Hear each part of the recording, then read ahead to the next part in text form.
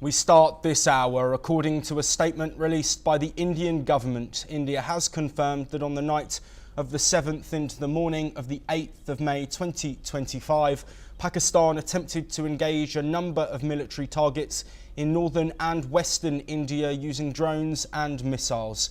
These attacks were neutralised effectively by the integrative counter-UAS grid and air defence systems. The debris of these attacks is now being recovered from a number of locations that prove the Pakistani attacks. In response, the Indian Armed Forces targeted air defence radars and systems in various locations within Pakistan. Meanwhile, Pakistan has increased the intensity of its unprovoked firing across the line of control, using mortars and heavy caliber artillery in areas in many sectors in Jammu and Kashmir. Due to Pakistani firing, 16 innocent lives have been lost, including 5 children. Here too, India was compelled to respond to bring mortar and artillery fire from Pakistan to a halt. The Indian Armed Forces have reiterated their commitment to non-escalation in a statement issued by the Indian government. Additionally, according to government sources, the Indian Defence Minister said that India eliminated at least 100 terrorists in precision strikes on terror camps inside Pakistan and Pakistan-occupied Kashmir. He is also said to have stated that the operation against Pakistan has not yet ended. This comes as India has neutralised Abdul Rauf Azar, the operational head of Jaish-e-Mohammed, the mastermind of the IC-814 hijacking in Operation Sindoor. Rauf was the brother of terrorist Masood Azhar, who is a UN-designated international terrorist. Meanwhile, the Indian External Affairs Dr. S. Jaishankar has also issued a stern warning, saying that India would respond to any Pakistani military action. Speaking to the Iranian Foreign Minister Abbas Araghchi, who was on a visit to India, this is what the External Affairs Minister said. Our response was targeted and measured. It is not our intention to escalate the situation. However, if there are military attacks on us, there should be no doubt that it will be met with a very, very firm response. As a neighbor and a close partner, it is important that you have a good understanding of the situation. Well, the Ministry of External Affairs is holding a press briefing at the moment. Let's cut across live to it. April, with the barbaric terror attack in Pahalgam, into further context, because there is a certain amount of commentary that has happened with regard to the events since then.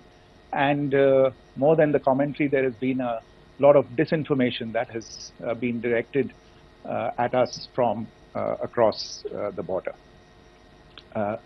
So a few things that I would like you to keep in mind. First of all, there is mention on all sides of escalation. I think the first point that you have to keep in mind is the attack of 22nd April in Pahalgam is the original escalation. ये जो सिलसिला है जो हम देख रहे हैं आज की घटनाओं को लेके, ये 22 अप्रैल के पहलगाम के हमले से शुरू हुआ है. एस्केलेशन वहां पे हुआ है और उस एस्केलेशन का जवाब भारतीय सेना ने, भारतीय फौज ने कल अपने एक्शन से दिया है. Secondly, I want to invite your attention to the involvement of the group calling itself the Resistance Front in these attacks.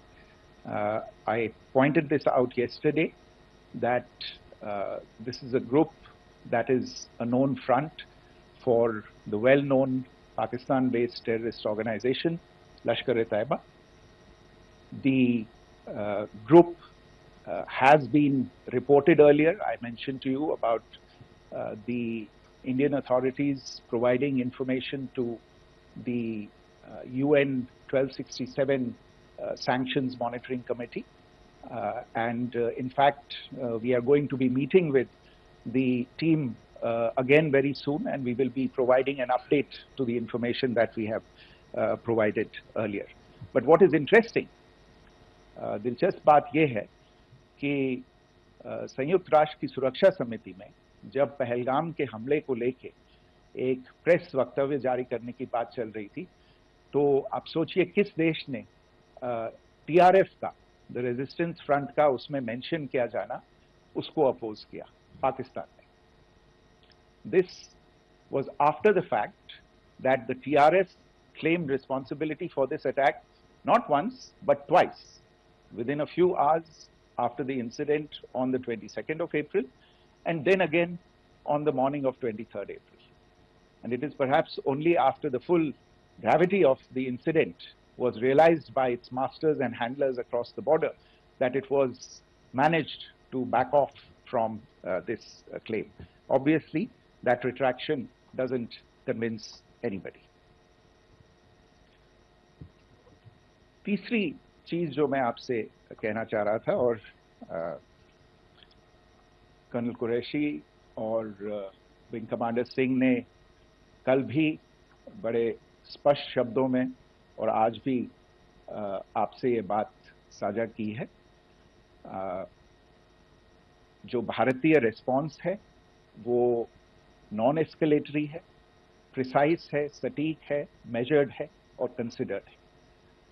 Our intention has not been to escalate matters. We are only responding to the original escalation, as I said, and our response has been targeted, precise, controlled and measured.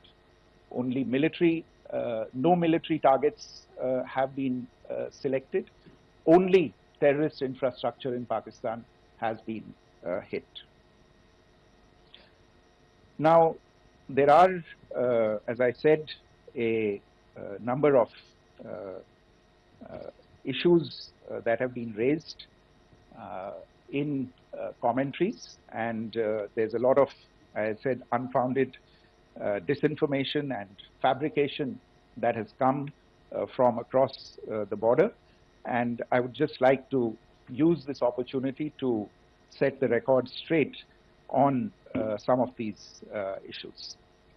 The first of these is Pakistan trying to wash its hands off any and all involvement with terrorism. I think the Pakistani information minister said there are no terrorists in Pakistan, and I think he was challenged on that in the television program that he was appearing on. But even if I partially repeat myself from yesterday, I think Pakistan's reputation as the epicenter of global terrorism is rooted in a number of instances where concrete evidence is available, not just to India, but to governments and authorities and agencies around the world. There are several terrorist attacks around the world where Pakistani fingerprints have been found. I don't need to belabor the point with regard to this audience about where Osama bin Laden was found and who called him a martyr.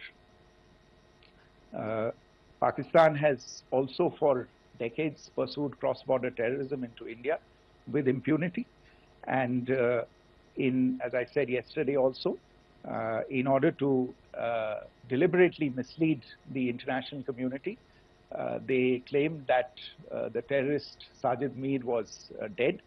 They came under pressure, and Sajid Mir was then brought back to life, arrested, and is now apparently in Pakistani custody. Pakistan is also home to a very large number of UN proscribed as well as UN proscribed terrorists, as well as terrorists proscribed by a number of other governments in the world, including, of course, the Lashkar-e-Taiba and the Jaish-e-Mohammed, as well as their leaders, Masood Azhar and Hafiz Mohammed Saeed.